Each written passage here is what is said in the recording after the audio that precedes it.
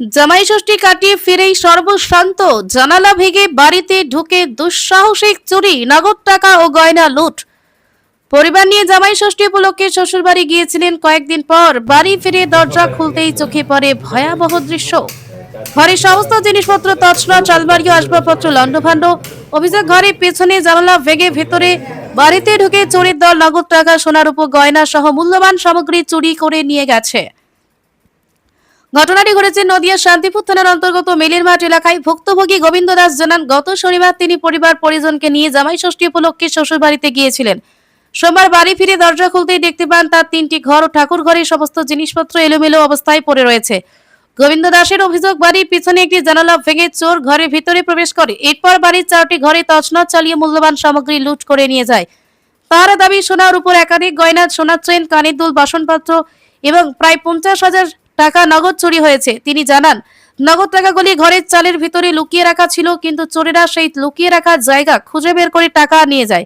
ঘটনার খবর পেয়ে দ্রুত ঘটনাস্থলে পৌঁছায় শান্তিপুর থানার পুলিশ।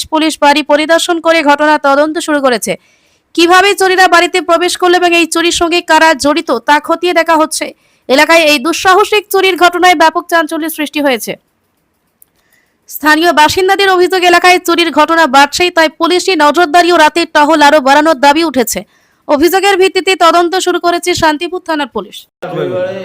শনিবার দিন রাত্রে হয়েছে, আজকে থেকে রবিবার রাত্রে। আমরা শনিবারে 1টার সময় বেরিয়েছি।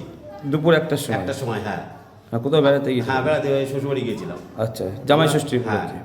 আর কালকে মেয়ের একটা কাগজ স্কুলে একটা জমা দেওয়ার ব্যাপার আছে, ওই জন্য আমরা আজকে চলে এসেছি। আগামীকাল স্কুলে জমা দেওয়া? হ্যাঁ, আজকে চলে এসে ঘরে ঢুকেই দেখি এই অবস্থা। কখন এসেছেন বাড়িতে? আমরা এসে 7টা সাড়ে 7টার ট্রেনে। কি কি চুরি হয়েছে? ওই তো ওখানে একটা মালবাড়িতে একটা গলার চেন আর একটা বাউটি আর ওই চালের হাড়ির মধ্যে 50,000 টাকা ছিল, ওই টাকাটাই আর কিছু।